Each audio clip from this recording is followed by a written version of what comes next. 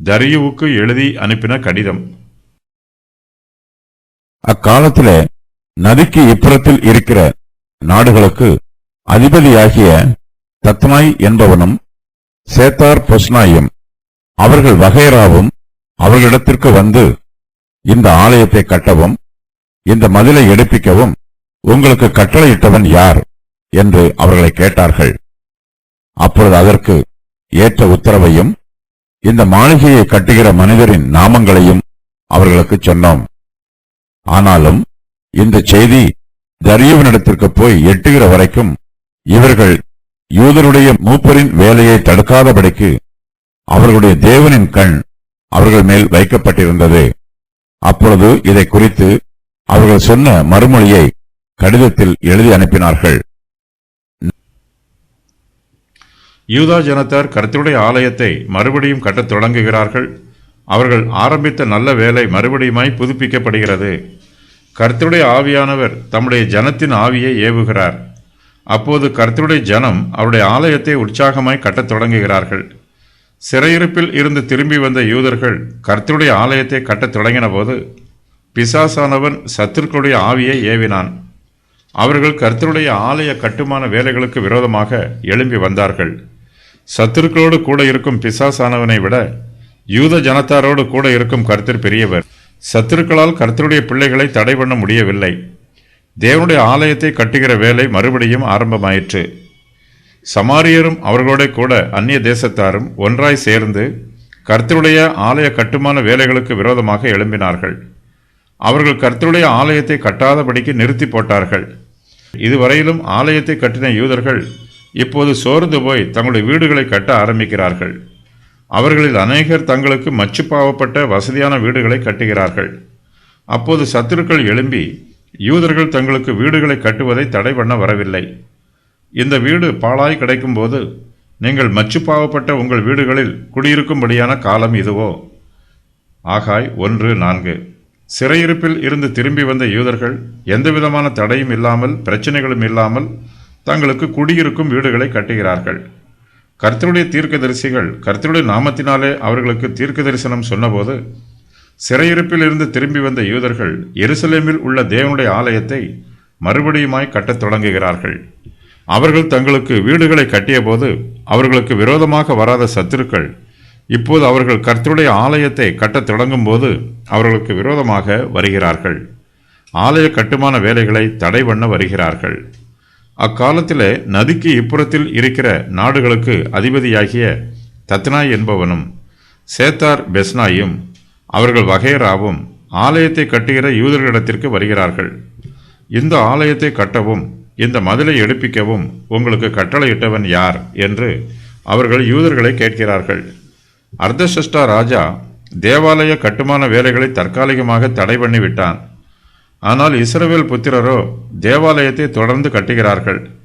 ஐபிராத்து நதிக்கு மேற்கு பகுதியில் தத்னாய் என்பவன் தேசாதிபதியாக இருக்கிறான்.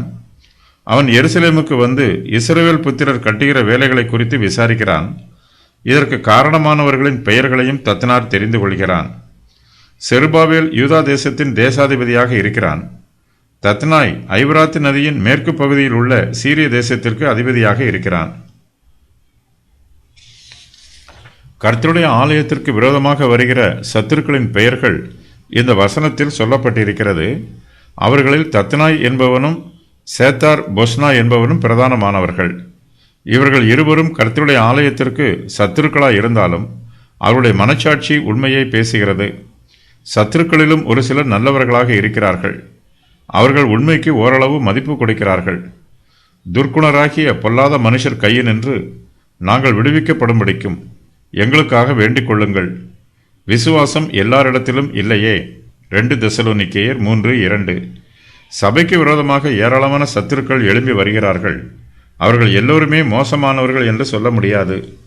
அவர்கள் எல்லோருமே பொய்யர்கள் என்றும் சொல்ல முடியாது. அவர்களிடத்தில் கூட ஓரளவு நல்ல சுபாவங்கள் காணப்படலாம். அவர்களிடத்தில் பரிபூர்ணமான உண்மை இல்லாவிட்டாலும் ஓரளவு உண்மை இருப்பதற்கு வாய்ப்புள்ளது. சத்துருக்கள் ஆலயத்தை கட்டுகிற யூதர்களிடத்தில் வந்து, இந்த ஆலயத்தை கட்டவும் இந்த மதிலை எடுப்பிக்கவும் உங்களுக்கு கட்டளையிட்டவன் யார் என்று கேட்கிறார்கள். அப்பொழுது ஆலயத்தை கட்டுகிற யூதர்கள் அதற்கு ஏற்ற உத்தரவையும் இந்த மாளிகையை கட்டுகிற மனிதரின் நாமங்களையும் அவர்களுக்கு சொல்லுகிறார்கள். ஆலயம் கட்டுவது கர்த்தருடைய ஊழியம். தேவனுடைய தெய்வீக பராமரிப்பானது கர்த்தருடைய ஊழியத்தை தொடர்ந்து நடைபெறச் செய்கிறது.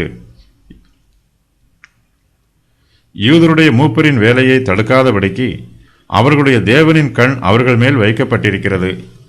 யூதர்கள் கர்த்தருடைய ஆலயத்தை கட்டி கொண்டிருக்கிறார்கள். அவர்களுடைய சத்துருக்கள் ஆலய கட்டுமான வேலைகளை நிறுத்தி போடக்கூடாது. யூதர்கள் ஆலயத்தை கட்டும்போது சத்துருக்கள் அது பற்றி அவர்களிடத்தில் விசாரிக்கிறார்கள். யூதர்களும் அவர்களுக்கு ஏற்ற உத்தரவை சொல்லுகிறார்கள். சத்துருக்கள் உடனே கர்த்தருடைய ஆலயத்தை கட்டுகிற வேலையை நிறுத்தி போட முயற்சி பண்ணவில்லை. ஆலயத்தை கட்டுகிற யூதர்கள் அவர்களுடைய சத்துருக்களுக்கு சொன்ன செய்தி தரியுவினிடத்திற்கு போய் எட்டுகிற வரைக்கும் இவர்கள் யூதருடைய மூப்பரின் வேலையை தடுக்காதபடிக்கு அவர்களுடைய தேவனின் கண் அவர்கள் மேல் வைக்கப்பட்டிருக்கிறது. அப்பொழுது இதை குறித்து யூதர்கள் சொன்ன மறுமொழியை சத்துருக்கள் கடிதத்தில் எழுதி தரியு ராஜாவுக்கு அனுப்புகிறார்கள்.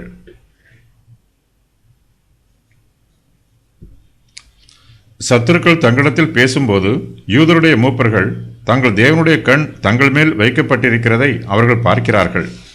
யூதர்கள் என்ன செய்கிறார்கள் என்பதை கர்த்தருடைய கண்கள் நோக்கி பார்த்து கொண்டிருக்கிறது. அவர்கள் கர்த்தருக்காக ஆலயத்தை கட்டிக்கொண்டிருக்கிறார்கள். கர்த்தர் தங்களோடு கூட இருக்கிறார் என்பதை உணரும்போது யூதர்கள் மிகவும் தைரியத்தோடு கர்த்தருடைய ஆலயத்தை உற்சாகமாய் கட்டுகிறார்கள். கர்த்தர் நம் பக்கத்தில் இருக்கும்போது நமக்கு விரோதமாக எந்த சத்துருவாலும் எழும்பி வர முடியாது. கர்த்தருடைய கிருபையும் பெலமும் பாதுகாப்பும் பராமரிப்பும் தங்களோடு கூட இருக்கிறது என்பதை யூதர்கள் புரிந்து கொள்கிறார்கள். கர்த்தருடைய ஆலயத்தை கட்டுகிற வேலையை அவர்கள் நிறுத்தவில்லை. யூதர்கள் கர்த்தருடைய ஆலயத்தை கட்டும்போது அவர்களுடைய சத்துருக்களால் ஆலய கட்டுமான வேலையை நிறுத்த முடியவில்லை. கர்த்தருடைய கண்கள் யூதருடைய மூப்பரின் மேல் வைக்கப்பட்டிருப்பது போலவே அவர்களுக்கு விரோதமாக வந்திருக்கிற சத்துருக்களின் மேலும் வைக்கப்பட்டிருக்கிறது. ஆகையினால் கர்த்தருக்கு மறைவாக சத்துருக்களால் எந்த இரகசிய யோசனையையும் பண்ண முடியவில்லை. கர்த்தர் சத்துருக்களின் யோசனைகளையும் பார்க்கிறார். தம்முடைய பிள்ளைகள் தமக்காக ஆலயம் கட்டுகிற வேலையையும் பார்க்கிறார். தம்முடைய பிள்ளைகளுக்கு தேவையான உதவிகளை கர்த்தர் கொடுக்கிறார்.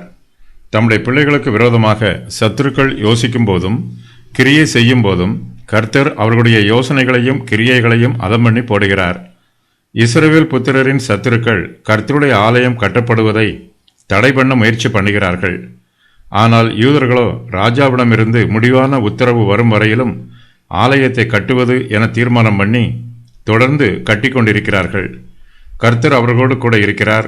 ஆகையினால் அவர்கள் கட்டுகிற வேலையை யாரும் தடுக்க முடியவில்லை. கர்த்தர் தரியுவின் உள்ளத்திலும் பேசுகிறார்.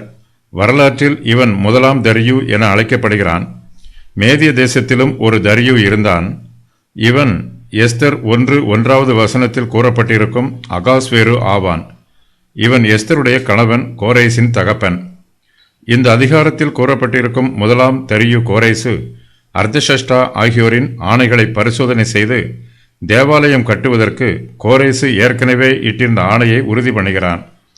அர்தஷஷ்டா ராஜா பெர்சியருடைய சிம்மாசனத்திற்கு முறையான வாரிசு அல்ல. இவன் தற்காலிகமாக வந்தவன். தன்னுடைய இடைப்பட்ட ஆட்சி காலத்தில் அர்தஷஷ்டா தேவாலயத்தின் கட்டிட வேலைகளை தற்காலிகமாக நிறுத்தி போட்டான். இவனுக்கு பின்பு தரியு பெர்சியாவின் சிங்காசனத்தில் முறைப்படி அமர்கிறான். கர்த்தர் இவனுடைய உள்ளத்தில் பேசி தேவாலயம் தொடர்ந்து கட்டப்படுவதற்கு அனுமதி கொடுக்க செய்கிறார். கர்த்தர் இந்த நிகழ்ச்சிகளை எல்லாம் ஏற்கனவே முன்னறிந்திருப்பதினால் தம்முடைய தீர்க்கதரிசிகள் மூலமாக தேவாலயத்தை தொடர்ந்து கட்டுமாறு தம்முடைய பிள்ளைகளுக்கு அறிவிக்கிறார். யூதா ஜனங்கள் கர்த்தருக்கு ஆலயத்தை கட்டும்போது அவர்களுக்கு விரோதமாக எழும்பி வந்த தத்னாயிம், சேத்தார் பெஸ்னாயும் அவர்களுடைய வகைராக்களும் யூதர்களோடு அதிகமாக விவாதம் பண்ணவும் இல்லை. அவர்கள் வாக்குவாதம் செய்யவும் இல்லை. யூதர்கள் தங்களுக்கு சொன்ன மறுமொழியை அவர்கள் அப்படியே தரியு ராஜாவுக்கு எழுதி அனுப்புகிறார்கள்.